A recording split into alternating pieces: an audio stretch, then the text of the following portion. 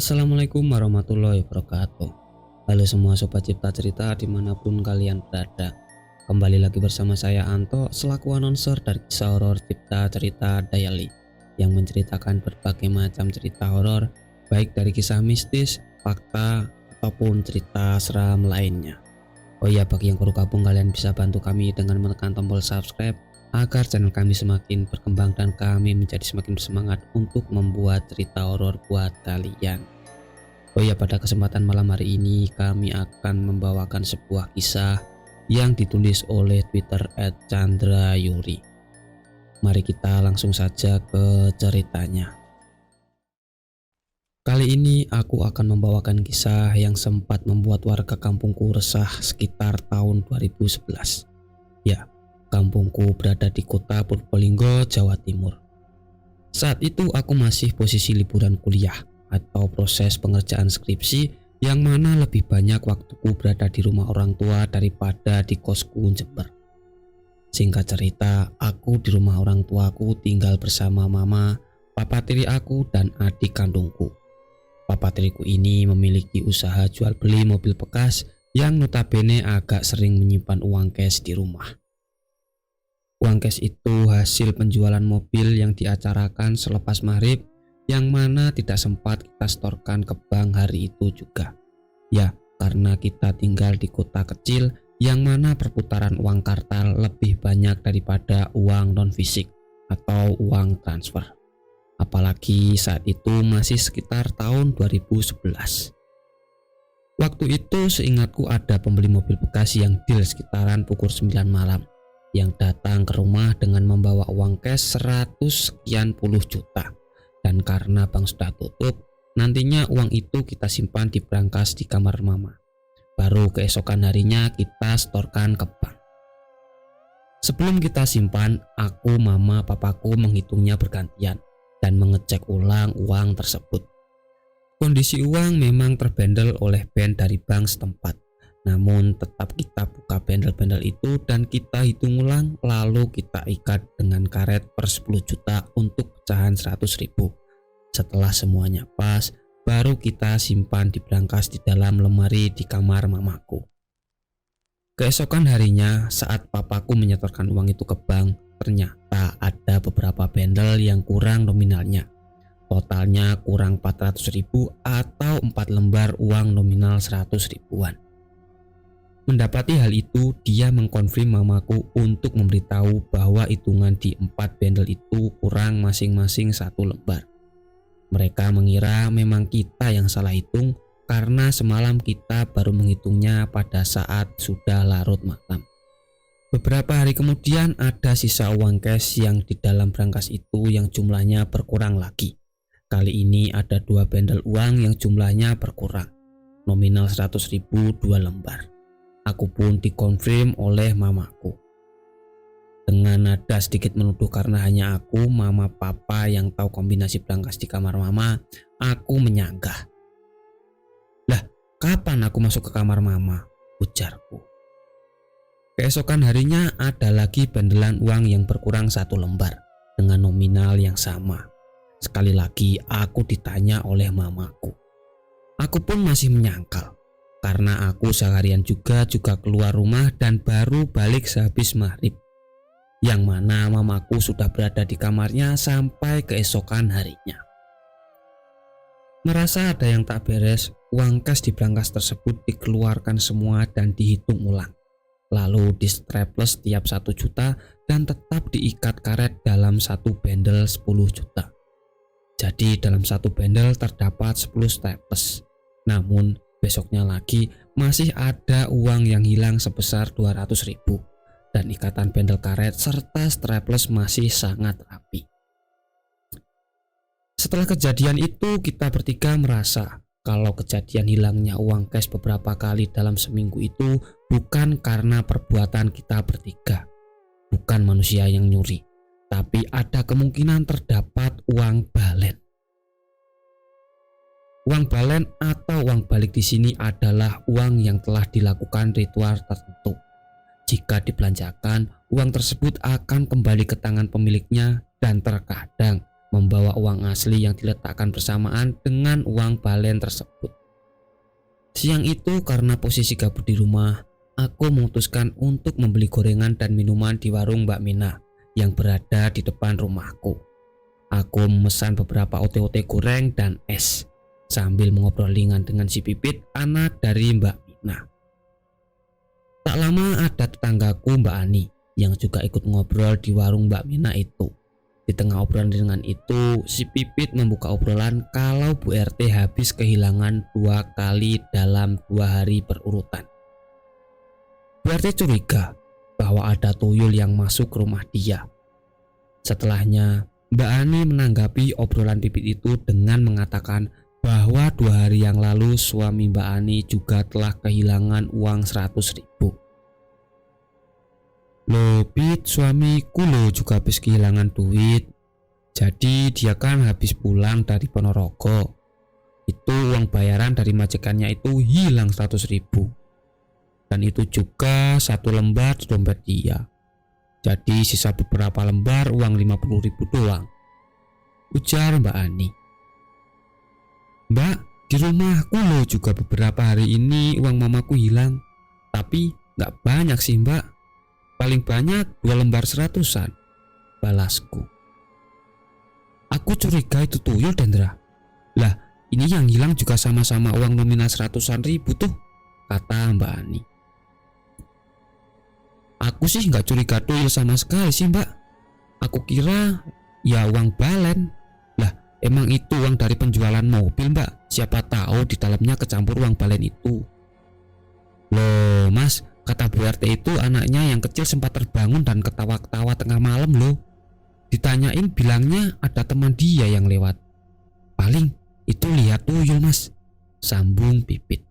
Alah udahlah, kita nggak ada yang tahu itu perbuatan tuyul atau enggak. Tapi aneh juga sih kalau kita kehilangan uangnya hampir bersamaan kayak gini. Sesudah ngobrol di warung Mbak Mina itu, aku pulang ke rumah. Di kamar aku sempat memikirkan apa yang diomongin si Pipit tadi. Apa iya di kampungku ada yang memelihara tuyul? Selepas mamaku pulang kerja, aku menceritakan ulang kepada mamaku soal obrolan beberapa warga yang kehilangan uang itu. Ternyata mama juga sempat dengar kalau Mbak Imah yang jualan baju kreditan door to door itu juga habis kehilangan uang cashnya. Selama 4 hari dia kehilangan 400.000. Tiap harinya hilang 1 lembar uang nominal 100.000. Makin mengerucutlah kejadian di rumahku yang beberapa hari ini kehilangan uang. Sore itu aku diminta tolong mama untuk menyetorkan saja uang di dalam brankasnya ke ATM store tunai. Aku pun mengiyakan sebagai antisipasi nantinya takut hilang juga. Mama juga minta tolong padaku untuk menukarkan nominal 100.000 menjadi 50 ribuan dari uang di dompetnya. Namun ada yang terlupa. Ternyata uang di dompetku masih ada yang belum ketukar. Alah batinku, uangku cuma 250.000. Yang nominal 100.000 hanya 1 lembar. Tak mungkin hilang menurutku malam itu. Keesokan paginya karena aku kepo, bangun tidur aku cek di dompet. Ternyata uangku hilang juga. Dan hilang yang nominal 100.000 1 lembar. Perasaan waktu itu kesal dan menyesal juga kenapa kemarin sore aku tidak menukarnya dengan nominal 50.000 saja. Aduh. Siangnya aku kembali ke warung Mbak Mina. Aku mengobrol dengan Mbak Mina siang itu. Aku bilang kalau malam itu uangku hilang. Mbak Mina memberikan saran seperti ini. Nggak, coba sih nanti malam pintu depan rumahmu atau pintu kamarmu kamu taburin bedak. Lah, untuk apa Mbak? Balasku. Ya nanti kan kalau ada maling atau tuyul, siapa tahu ada jejaknya. Jawabnya sambil sedikit terkekeh. Mbak Mina ini ada-ada aja jawabku. Tak lama kemudian si Mbak Ani kembali bergabung di warung Mbak Mina. Kita makan gorengan dan ngobrol lumayan lama waktu itu. Dan sejurus kemudian ada tetanggaku yang lewat di depan rumahku. Si Mbak Cahya yang lewat dengan menenteng resek kecil. Mbak, dari mana? Sini loh mampir di warungku, sapa Mbak Mina. Ini Ini dari warung depan pertigaan habis beli susu kaleng. Mampir sini dulu mbak, ini gorenganku baru mateng loh, enak. Sik ya mbak, aku ambil uangku dulu, nggak bawa dompet ini. Duitnya juga wes habis buat beli susu ini. Aduh, anakku sehari-hari habis 2 kaleng mbak, kata Mbak Cahya seraya meninggalkan kami bertiga. Jiwa rumpi si Mbak Mina dan Mbak Ani mulai deh. Dia menggibah dengan Mbak Mina. Min, itu si Cahya kan anaknya yang kecil belum ada setahun. Masa iya katanya sehari minum susu kental manis kalengan sampai habis 2 kaleng sehari. Iya sih, anaknya yang pertama baru umur 5 tahun, ujar Mbak Ani. Lah iya Mbak Ani, masih sombong gak rasional, balas Mbak Mina. Iya ya Min, mana si Cahya iku kurus kering banget ya sekarang, ujar Mbak Ani lagi. Oh Mbak Ani, nek kurus banget gitu mungkin gak keluar asinya. Makanya kan dia beli susu kental manis buat anaknya, jawab Mbak Mina. Aku pun asal menyeletuk. Mbak, paling dia punya ingon-ingon tuyul mbak, gak kuat nyusuin, makanya sampai kurus kering gitu. Mana sampai beli 2 kaleng SKM setiap harinya lagi. Bisa jadi Andra. Lah dia kan jalan salah satu tangannya di belakang, jawab Mbak Ani. Lara boyo iku mbak, wong kurus ngono kakean digarap. Hus, gak baik ngomong gitu. Tapi aku curiga sama si Cahya itu. Dia tiap azan maghrib selalu keluar rumah loh. Kayak wajib tiap harinya harus keluar pas azan maghrib. Mana rumahnya juga tutupan kan, ujar Mbak Ani. Wes, ojo rasan-rasan. Ilang maneh duitnya sampean kapok kono, jawabku sambil ketawa. Aku pun menyudahi obrolan siang itu, segera membayar beberapa gorengan dan es yang kumakan di warung Mbak Mina. Aku segera pulang setelahnya. Sesampainya di kamar, aku kepikiran dengan obrolan yang di warung tadi. Apa iya si Mbak Cahya itu punya peliharaan tuyul? Sorenya aku cerita ke Mama soal obrolan tadi siang. Mama baru ingat kalau ibu dari Mbak Cahya itu dulunya pernah ikut persugihan. Itu disampaikan yang bersangkutan langsung ke ibu-ibu. Kebetulan teman mencari persugihan itu juga tetangga kami, Bu Yanti namanya. Bu Yanti awalnya menceritakan kalau dirinya dan ibu Mbak Cahya itu sampai kemana-mana mencari persugihan.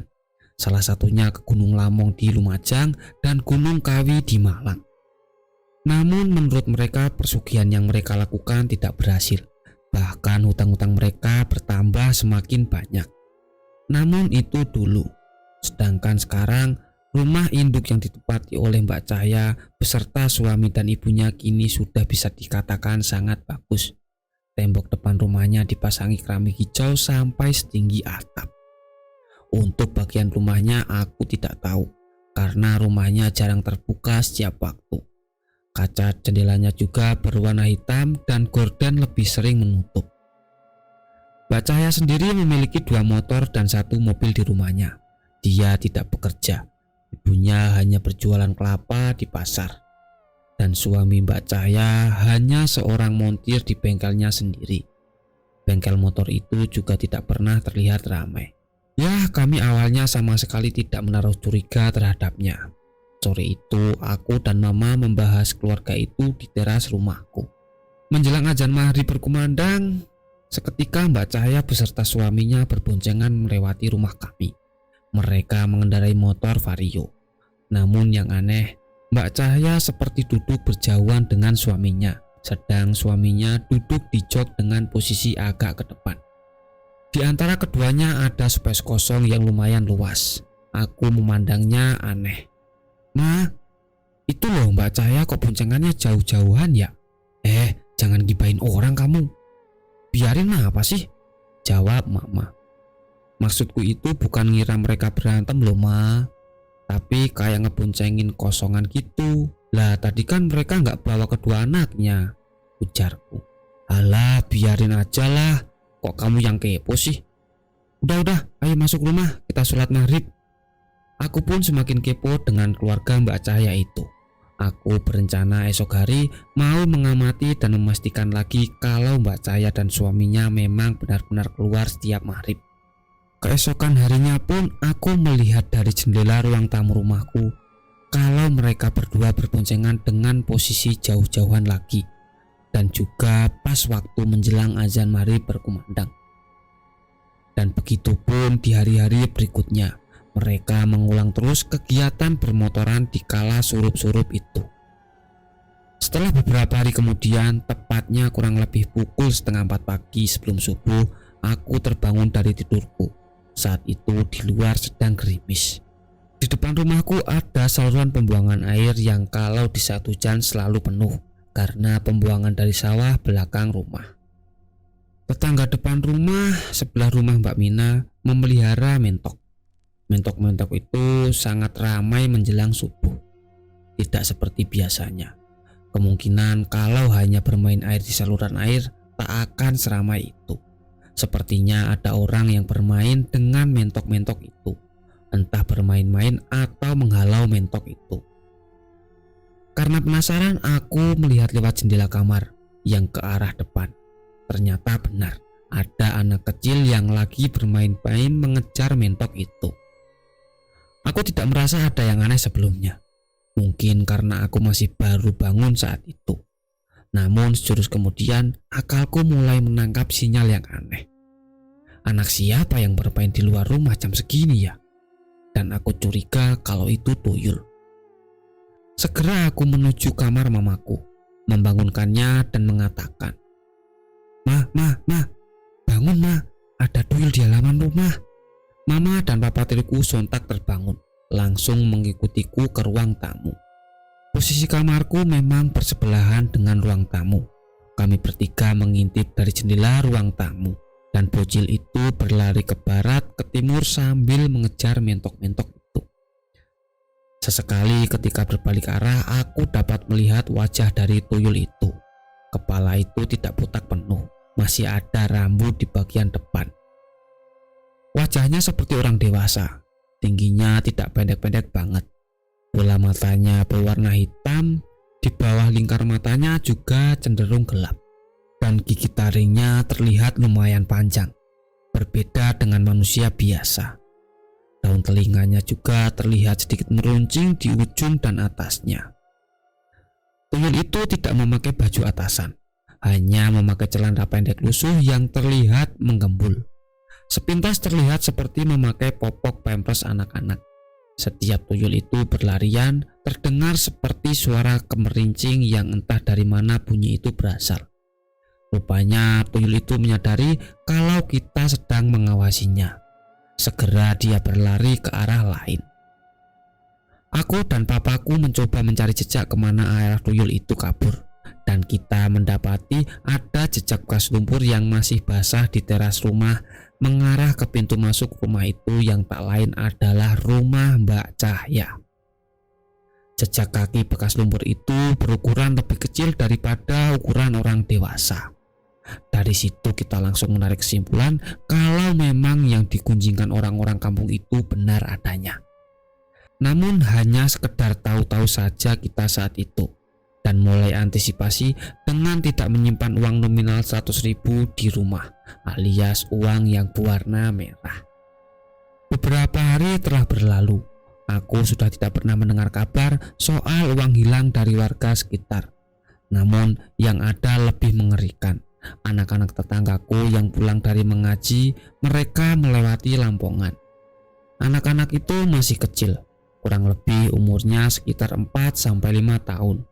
Nah, di lampongan itu ada kuburan ari-ari bayi yang biasanya ditutup dengan kurungan ayam dan ditaburi kembang setaman dan juga diberi lampu.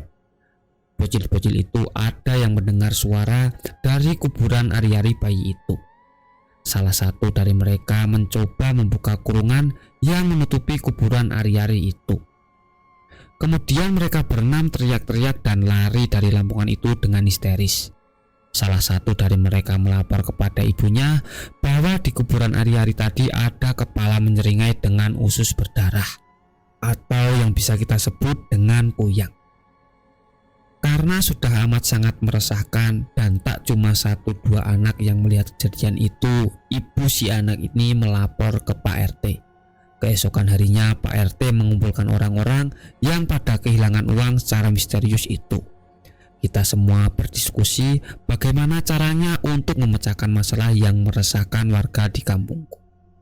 Akhirnya kita berencana untuk menyampaikan secara langsung kepada Mbak Cahaya apa yang sudah kita alami, termasuk aku dan papaku yang pernah melihat tuyul itu secara langsung. Pak RT, aku, papaku, dan ibu dari anak yang melaporkan telah melihat kepala menyeringai itu bertolak menuju rumah Mbak Cahaya. Kita langsung menyampaikan apa yang ada tanpa basa-basi. Yang saya ingat, Pak RT memohon agar Mbak Cahaya kalau memang akan tetap memelihara tuyul agar jangan beroperasi lagi di daerah sekitaran kampungku. Awalnya Mbak Cahaya dan suaminya mengelak. Namun setelah kita menjelaskan secara detail apa yang telah kita alami beberapa hari sebelumnya, akhirnya kedua suami istri itu meminta maaf kepada kami dan berjanji akan menghentikan peliharaan mereka. Beberapa bulan kemudian Mbak Cahaya telah pindah meninggalkan kampungku. Mereka berdua membeli rumah di perumahan baru di kampung sebelah. Rumah barunya juga terlihat mentereng dengan cat dominan warna merah yang begitu cerah. Dan warga kampungku juga tidak pernah mengalami kehilangan uang secara misterius lagi.